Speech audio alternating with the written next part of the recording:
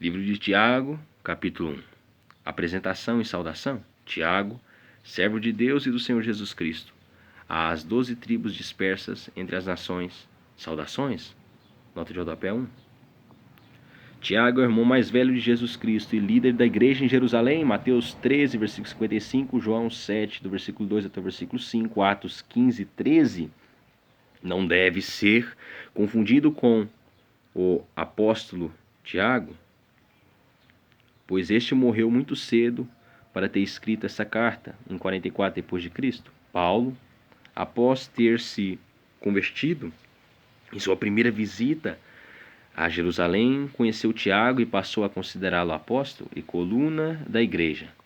Gálatas 1:19, Gálatas 2:9. Pedro, assim que foi solto da prisão, mandou avisar Tiago. Atos 12:17. O apóstolo Judas considerava Tiago tão conhecido que o menciona em sua carta somente como irmão Tiago. Judas capítulo 1, versículo 1. Tiago foi torturado, apedrejado e morto às mãos do sumo sacerdote Anano por causa de Cristo em 62 depois de Cristo. Esta é uma das mais antigas cartas do Novo Testamento, cerca de 50 depois de Cristo, e foi endereçada primeiramente aos judeus cristãos que haviam sido dispersos pelo mundo conhecido da época.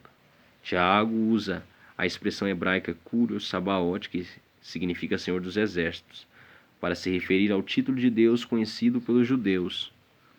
Tiago 5:4.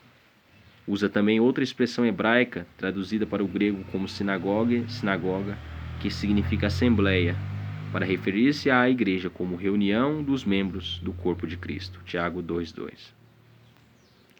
Como atravessar as provações? Meus amados irmãos, considerai motivos de júbilo o fato de passardes por diversas provações, porquanto sabeis que a prova da vossa fé produz ainda mais perseverança. E a perseverança deve ter plena ação, a fim de que sejais aperfeiçoados e completos, sem que vos falte virtude alguma. Nota de rodapé 2.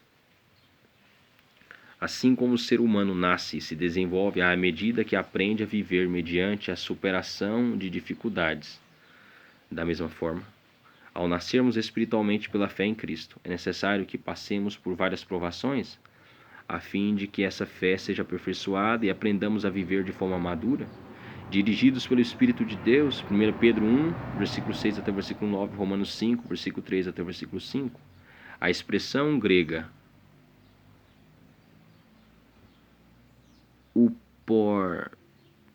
upomene, retrata uma das principais virtudes cristãs e perseverança ou constância, que é a capacidade de caminhar confiando em Deus para um futuro melhor, apesar de as circunstâncias presentes nem sempre serem favoráveis. 2 Tessalonicenses 3:5. Como ganhar sabedoria? Se algum de vós tem falta de sabedoria, roga a Deus, que a todos concede liberalmente com grande alegria. Todavia peça com fé, sem qualquer sombra de dúvida, pois quem crê com reservas é semelhante à onda do mar, agitada e levada pelos ventos.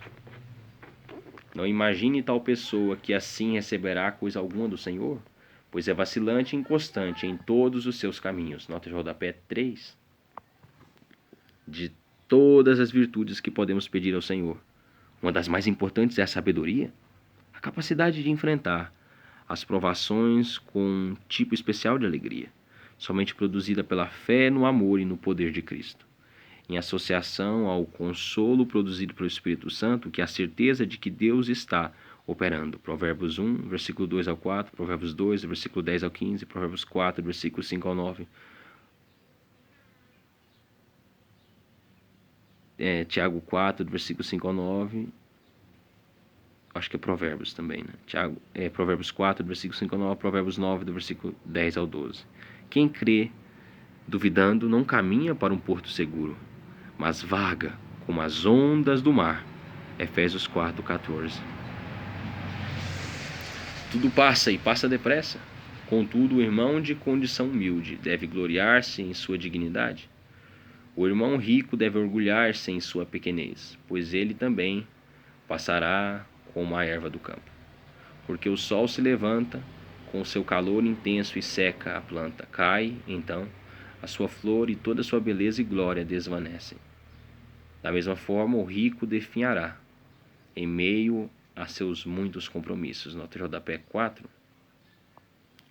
O cristão pobre não deve entregar-se às lamúrias, mas considerar sua riqueza e posição elevada em Cristo. Tiago capítulo 1, versículo 9, Tiago 2,5.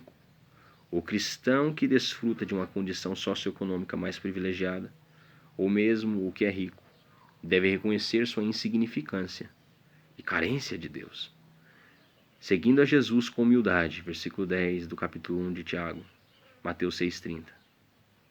Tanto pobres quanto ricos devem cooperar com os que não possuem, uns com os outros e todos com a comunidade. Romanos 12, do versículo 1 a 8.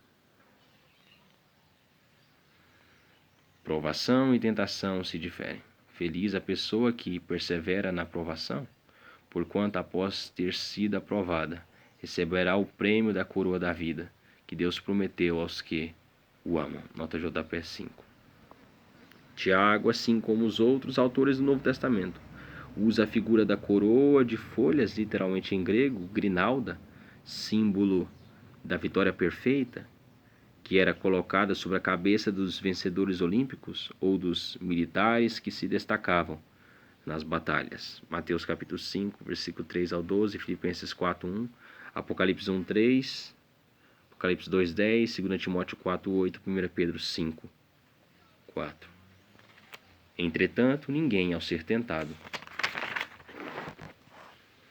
deverá dizer: estou sendo tentado por Deus. Ora, Deus não pode ser tentado pelo mal, e a nenhuma pessoa tenta. Nota de J.P. 6. Deus não pode ser tentado porque é santo por natureza e, portanto, nada existe no pecado que lhe interesse. Ao passo que o ser humano tem uma queda natural para o pecado, Gênesis capítulo 3, que pode ser vencida pelo poder do Espírito Santo, à medida que o crente descobre quão magnífico é o prazer de viver de acordo com a vontade de Deus. As palavras tentação e provação têm origem na mesma expressão grega. Contudo, Deus considera todos os nossos obstáculos como provas de fé para a vitória, ao passo que Satanás espera que sejamos tentados, iludidos por nossas vontades, derrotados e destruídos, assim como ele próprio. Gênesis 22, 1, Mateus 4, 1. Cada um, porém, é tentado pelo próprio mau desejo, sendo por esse iludido e arrastado. Em seguida, esse desejo, tendo concebido, faz nascer o pecado, e o pecado, após ter consumado, gera morte. Nota de J.P. 7. Satanás não é criativo, mas grande plagiador das coisas de Deus, que habilmente procura usar para suas intenções maléficas. Sua maneira de agir não mudou em todos esses milênios de história da humanidade. Os passos destrutivos, cobiça, pecado e morte foram os mesmos usados para seduzir e tentar os primeiros seres humanos. Gênesis 3, do versículo 6 ao 22. E outros homens de Deus ao longo da história. 2 Samuel 11, versículo 2 até o 17. O pecado de Davi com Batseba. Deus nos gerou para abençoar. Meus amados irmãos, não vos permitais ser enganados. Toda boa dádiva e todo dom perfeito vem do alto, descendo do Pai das luzes, em quem não há oscilação, como se vê nas nuvens inconstantes. Nota de J.P. 8. Tiago combate as ideias supersticiosas e espiritualistas que sempre permearam as doutrinas judaicas. A astrologia, por exemplo, afirmava que o destino dos homens era determinado pelos astros. Tiago afirma que é Deus quem nos assiste em tudo, outorgando dons e virtudes às pessoas, especialmente a seus filhos.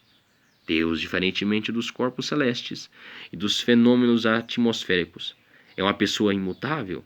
Hebreus 13, 8, Malaquias 3, 6.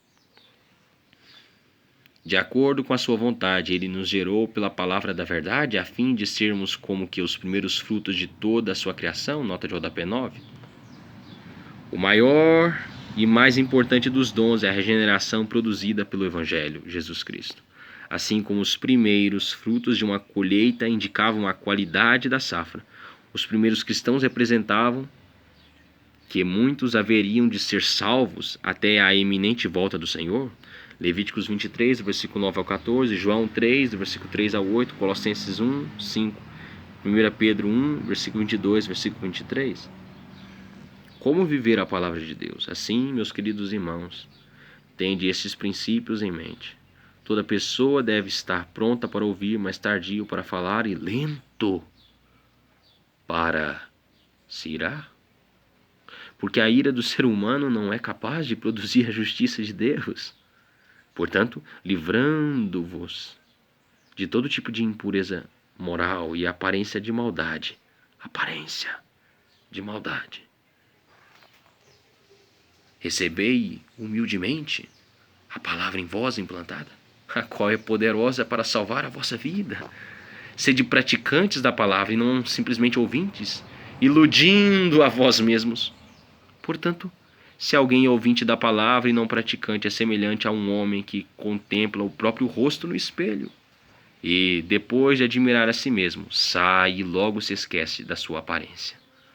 Porém, a pessoa que observa atentamente a lei perfeita, a lei da liberdade, e nela persevera, não sendo ouvinte negligente, mas praticante zeloso, será muito feliz em tudo o que empreender.